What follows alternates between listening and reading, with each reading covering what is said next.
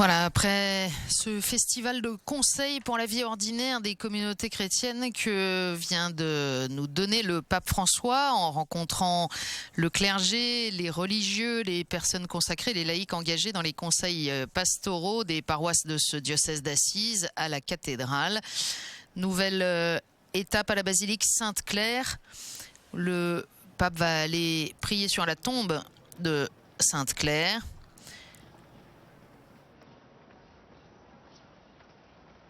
Il se rend donc directement pour commencer à la crypte avant de remonter dans la chapelle du Cœur pour un temps de prière devant le crucifix de San Damiano. Et puis il adressera avant de partir quelques mots aux clarisses cloîtrées qui vivent ici.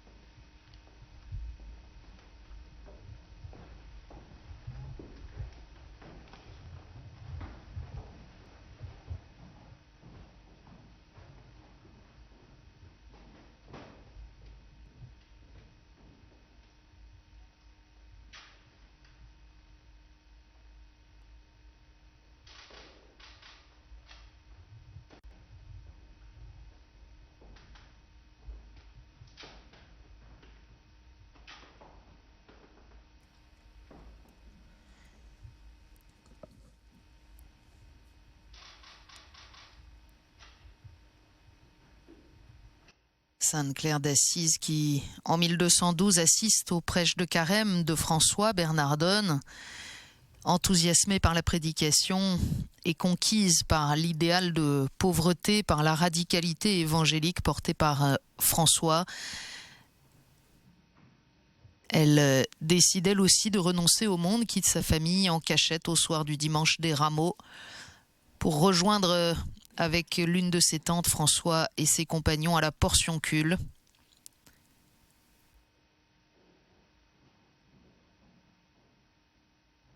Elle sera ensuite rejointe par d'autres compagnes.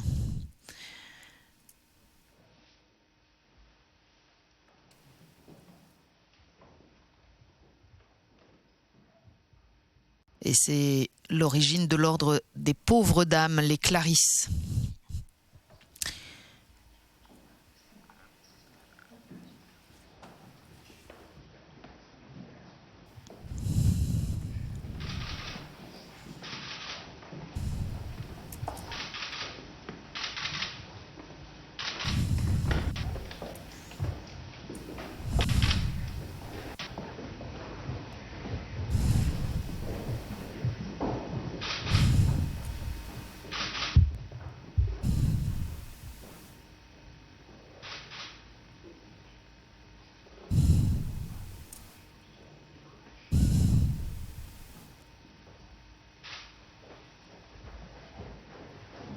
Le pape François lent a quitté cette crypte qui nous donne à voir d'une certaine manière comme une forme de dialogue. Le pape profondément recueilli devant la dépouille de Sainte-Claire et qui va maintenant rejoindre la chapelle du chœur où se trouve le crucifix de San Damiano.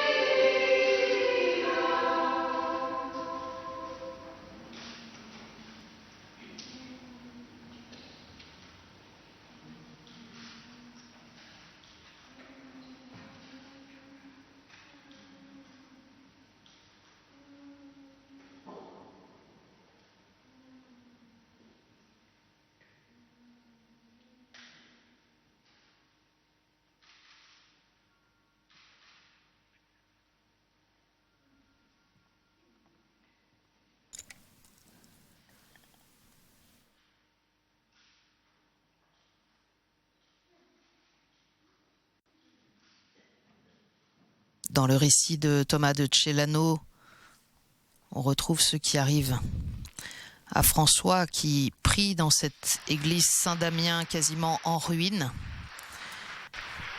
L'image du Christ crucifié s'adresse en faisant bouger les lèvres de la peinture et lui dit: François, va, répare ma maison qui, comme tu le vois, est tout entière en ruine.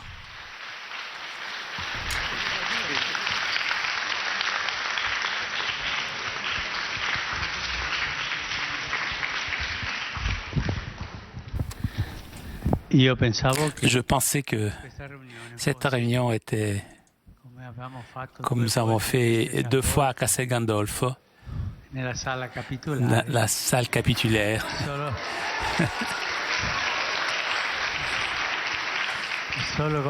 Seulement avec les religieuses. Mais je vous avoue, je n'ai pas le courage de chasser les cardinaux. Allez, on fait comme ça. Je vous remercie vraiment beaucoup de votre accueil, la prière pour l'Église.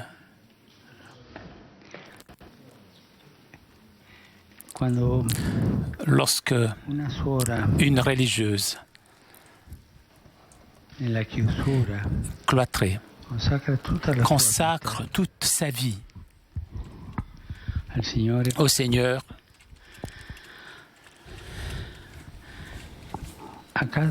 il arrive une transformation qu'on ne peut pas comprendre. La normalité de notre pensée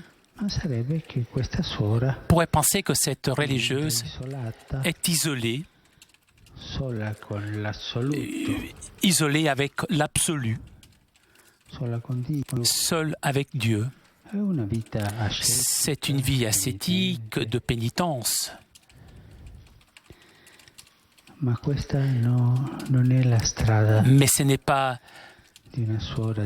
le chemin d'une religieuse cloîtrée catholique, les chrétiennes.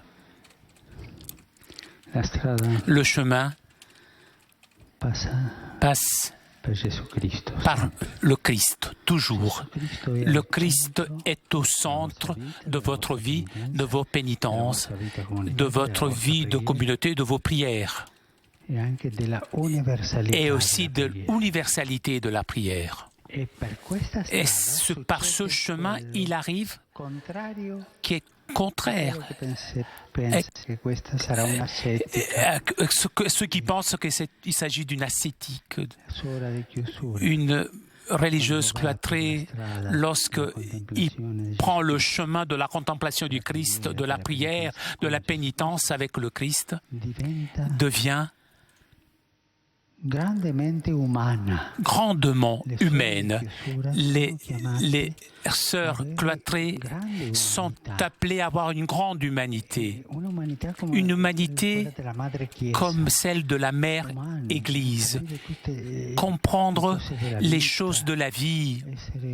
Être des personnes qui comprennent les problèmes humains, qui pardonnent, qui demandent pardon au Seigneur pour les autres, votre humanité.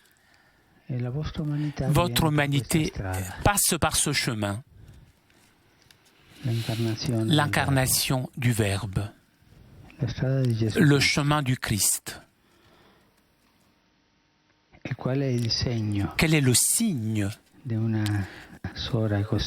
d'une sœur tellement humaine? C'est la joie. La joie. Lorsqu'il y a la joie, ça me donne de la tristesse lorsque je vois des religieuses qui ne sont pas heureuses. Peut-être elles sourire. Mais avec le sourire d'une hôtesse de l'air, mais pas avec le sourire de la joie, de celle qui vient de l'intérieur, toujours avec le Christ. Aujourd'hui, lors de la messe, en parlant de la croix, je disais que François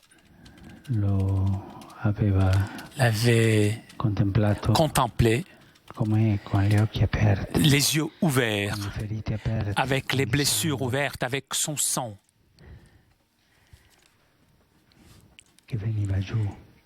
ce sang qui tombait.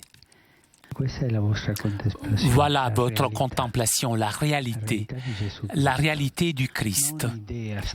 Pas une idée abstraite, pas des idées abstraites, mais parce que ça peut sécher la tête. La contemplation des plaies du Christ. Et les a portées au ciel, ces plaies. Le chemin de l'humanité du Christ. Toujours avec Jésus. Dieu, homme. C'est pour cela que c'est beau lorsque les gens se rendent au monastère et demandent des prières, ils parlent de leurs problèmes. Oui. Peut-être la religieuse ne dit rien d'extraordinaire dans ce parloir, mais un mot qui le vient de la contemplation du Christ, puisque la religieuse, comme l'Église, est sur le chemin d'être experte, expérimentée en humanité. Voilà votre chemin. Pas trop spirituel. Lorsque c'est trop spirituel, je pense que à la fondatrice des monastères de votre concurrente, Sainte Thérèse par exemple, lorsque venait une religieuse qui disait « Oh, ces choses-là, elle parlait comme ça », elle lui disait « Donne-lui un beefsteak ». Toujours avec le Christ, toujours. Puisque le Verbe s'est fait chair. Dieu s'est fait chair pour lui. Et cela vous donnera une sainteté humaine, grande, belle, mûre. Une sainteté de mère. Et l'Église vous veut comme ça, mère. Donner de la vie lorsque vous priez, par exemple, pour les prêtres, pour les séminaristes. Vous avez des rapports avec eux, de maternité, par la prière. Vous les aidez à devenir des bons pasteurs du peuple de Dieu. Rappelez-vous de la beefsteak de Sainte Thérèse. C'est important. Toujours avec le Christ. Les plaies du Christ, les plaies du Seigneur, parce que c'est une réalité après la résurrection, il les avait et il les a portées. Deuxième chose que je voulais vous dire, est la vie de communauté. Pardonnez, supportez-vous. Puisque la vie en communauté n'est pas facile. Le diable profite de tout pour vous diviser. Je ne veux pas dire du mal, mais et voilà qui commencent les divisions. Cela, ce n'est pas bien, parce que ça mène à rien, à la division.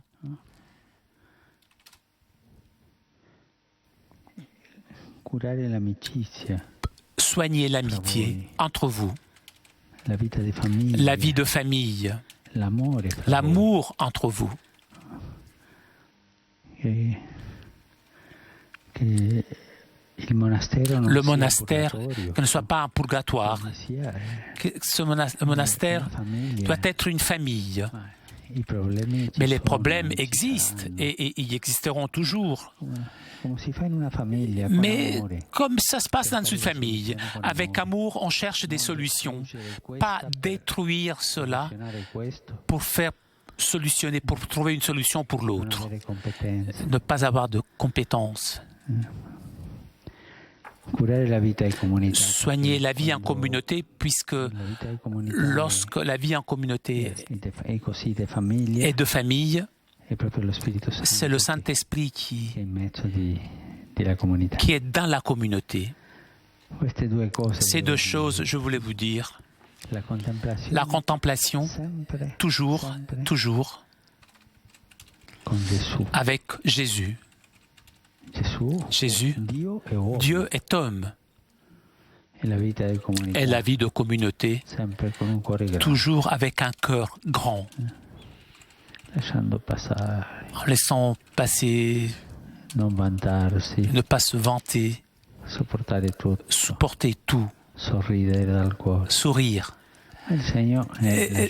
Mais donc le signe, c'est la joie. Et je demande pour vous cette joie qui n'est que justement de la véritable contemplation et d'une belle vie en communauté. Merci.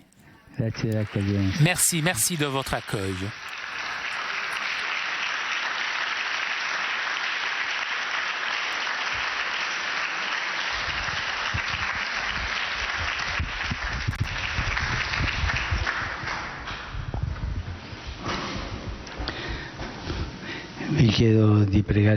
Je vous demande de prier pour moi, s'il vous plaît. Ne l'oubliez pas. Prima della benedizione preghiamo la Madonna. Ave Maria, piena di grazia.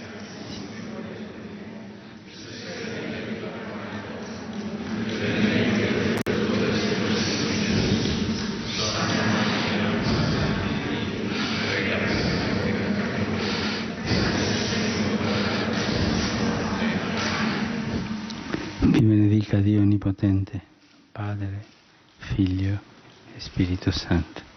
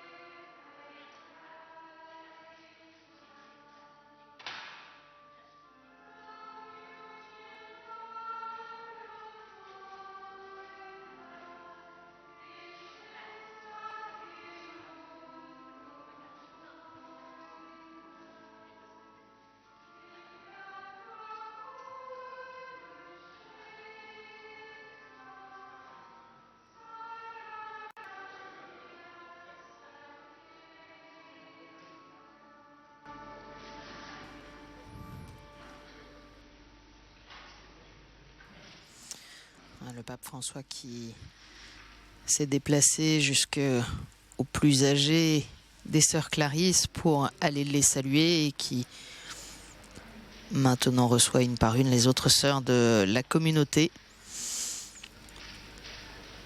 François qui a souligné qu'une transformation se produit quand une religieuse cloîtrée consacre toute sa vie au Seigneur, une transformation que le monde ne peut comprendre. On imaginerait que cette religieuse est isolée avec l'absolu, seule avec Dieu, dans une vie totalement ascétique, qu'elle devient en quelque sorte éthérée.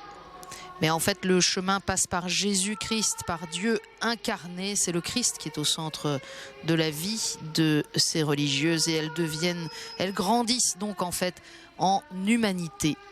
Le pape François qui a insisté sur la joie véritable. Ça me fait de la peine, a-t-il dit, lorsque je vois une religieuse qui n'est pas heureuse dans sa vie, qui sourit peut-être, mais plutôt avec le sourire d'une hôtesse de l'air, plutôt que celui de la vraie joie qui vient de l'intérieur. Et puis il a invité aussi à la vigilance pour que les choses ne soient pas trop abstraites, pas trop spirituelles au sens abstrait, évoquant cette parole de bon sens de Sainte Thérèse lorsqu'elle voyait une religieuse trop éthérée qui disait qu'on lui donne un beefsteak. Quant aux difficultés de la vie communautaire, Pape François a souligné qu'elles sont réelles, mais qu'il faut précisément y mettre le maximum d'amour. Le diable profite de tout pour diviser. Prenez soin de l'amitié entre vous, afin que le monastère ne soit pas un purgatoire. Voilà, cette vie de communauté vécue avec un grand cœur et la contemplation toujours avec Jésus, Dieu fait homme. Le message du pape François à ses sœurs Clarisse, ici dans la basilique Sainte-Claire, après que le pape a longuement prié avec beaucoup d'intensité. Nous l'avons vu dans la crypte de cette basilique, devant la dépouille de Sainte-Claire. Puis s'est recueilli ensuite devant le crucifix de San Damiano, hébergé désormais dans le cœur de cette basilique. Ce crucifix même qui a dit aux pauvres d'Assise: va François et répare ma maison qui, comme tu le vois, est tout en ruine. Voilà, et le pape François, dans quelques instants, va de ce crucifix de San Damiano se rendre vers, en quelque sorte, la première réalisation de cette injonction du Christ à Saint François. C'est à la Portioncule, cette petite chapelle reconstruite par François et qui se trouve désormais dans la basilique de Sainte-Marie des Anges, où le pape est attendu. Il ira prier à la Portioncule, bien sûr, et puis ensuite il aura un nouveau rendez-vous au cœur de cette journée avec cette fois les jeunes de la région d'Ombrie. Plusieurs milliers de jeunes qui l'attendent.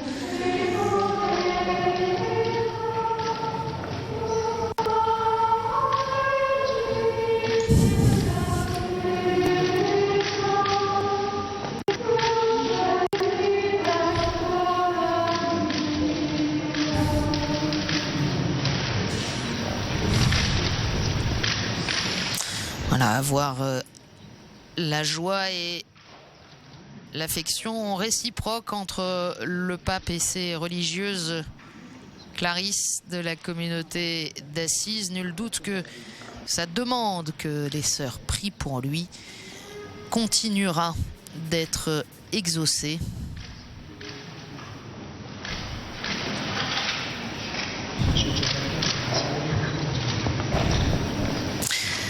Une atmosphère véritablement familiale. Et du reste, le pape François, dans un éclat de rire au début de cette rencontre, a souligné qu'il s'attendait, comme cela s'est déjà produit lors d'autres rencontres avec des religieuses cloîtrées, que ce moment se passe dans la salle capitulaire, mais que puisque ça avait été décidé dans cette cathédrale, il n'avait pas le cœur de demander aux cardinaux présents de sortir et de le laisser seul en famille avec les Clarisses.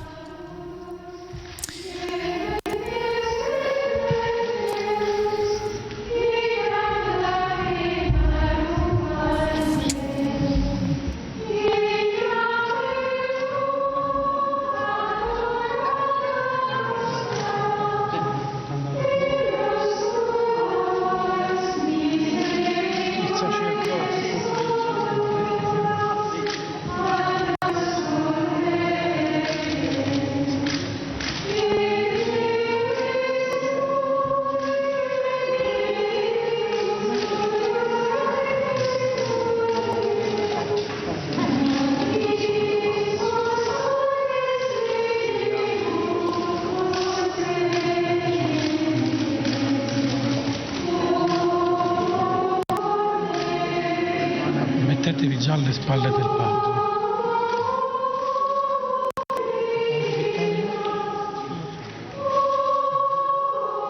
Padre Vittorio dov'è?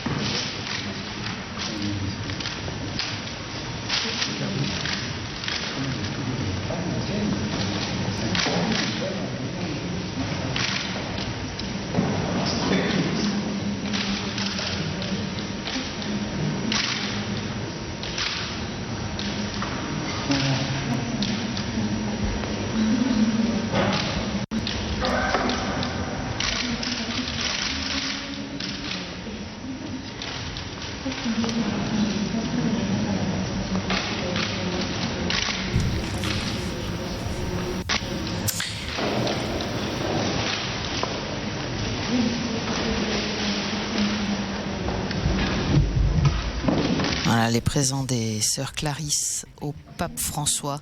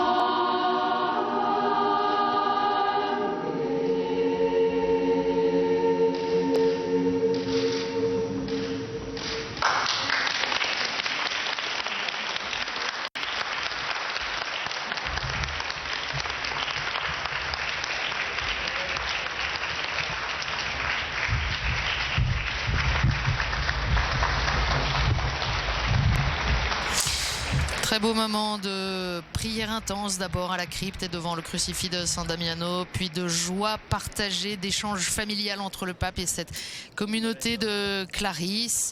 Le pape entouré aujourd'hui évidemment de toutes les branches de la famille franciscaine. Le pape qui quitte maintenant la basilique Sainte-Claire, il va se rendre à Sainte-Marie des Anges où nous le retrouverons vers 17h30. À tout à l'heure.